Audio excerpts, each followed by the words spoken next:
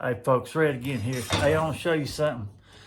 I had a lot of people ask me questions about these stairs, a video that I did a while back, and I'm going to try to make it a little bit more self-explanatory here.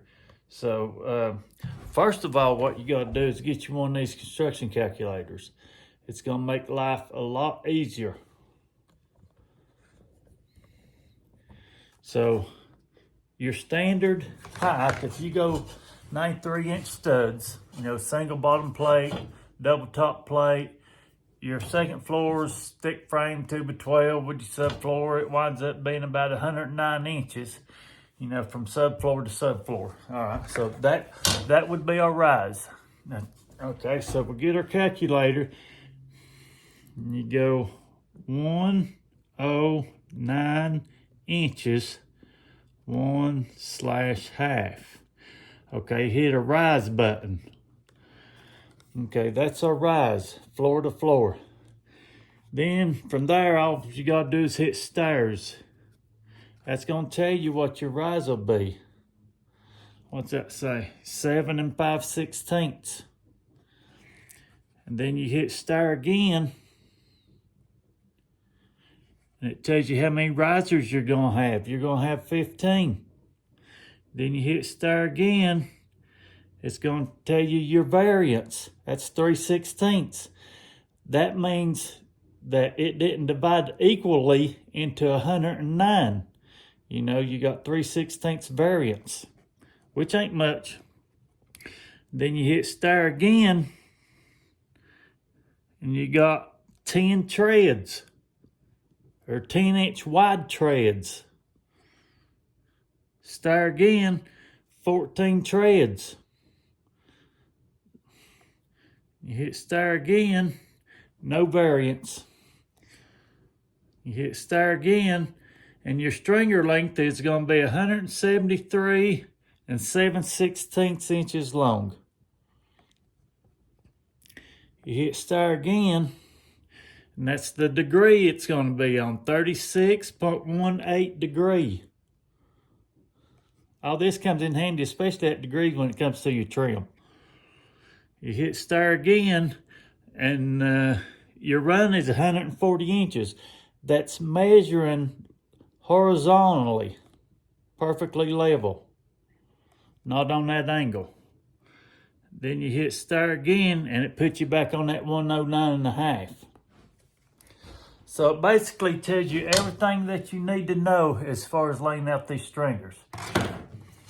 Then you get your framing square. All right, we've got some stair gauges here. You put one on 10 inches because that's your tread width. Put the other on 7 5/16. That's your riser height. Now, lay this 2x12 out. So if you can see what we got here. Tread, I done got it marked. 10-inch, 7 5/16. 10-inch, 7 5/16. Just line it up every time. So on your top, done got the top cut out, so the video won't be so long. As you can see, 10, 7 5/16. All right, at that 7 5/16, I squared across here. That's going to be our very top tread. Then from that point, I square it down. So 7 5/16 here, you go 7 5/16 here. And everything should be square. Double check everything you do. Now on this, I take out 1.5 inches or 3.5 inches. That's going to be our ledger.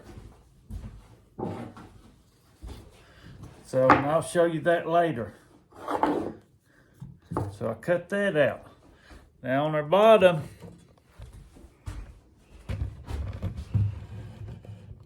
same thing. 7 5/16, 10 inches.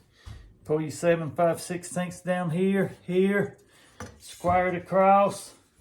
Double check everything for square and your same measurements. I take out 1.5 inches by 3.5 inches for our ledger. And I actually pre-drilled some holes here so I can set a screw in this to get it perfectly in place.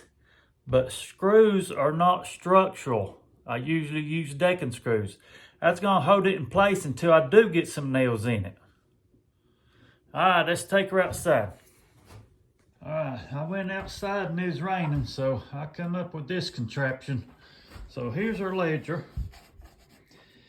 Here's a screw. That's just to hold it till we get nails in it. These are not structural. Simpson makes a structural screw that is designed for stuff like that, but they are expensive. Now, you can see what we got going on here. So there's your ledger, holding up your stringer. Now this will be tied to your floor system if you hold it up flush. If you drop it down, chances are there ain't nothing back here. So you're gonna have to put a header in here to tie this into. Now sometimes floor trusses will work. You know, I've had them design the floor trusses where they put a 2x12 in there. And they're usually 20 to 24 inches deep. All right, so all of our rises are the same. Here's what we got going on the bottom. Here's our ledger.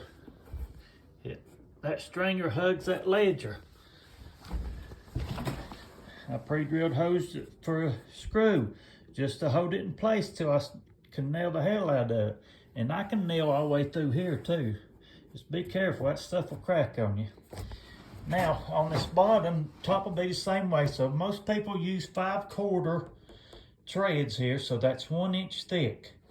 And a lot of people are using floating floors on their subfloor, and it's probably 3/8 thick. So that's a 5/8 inch difference.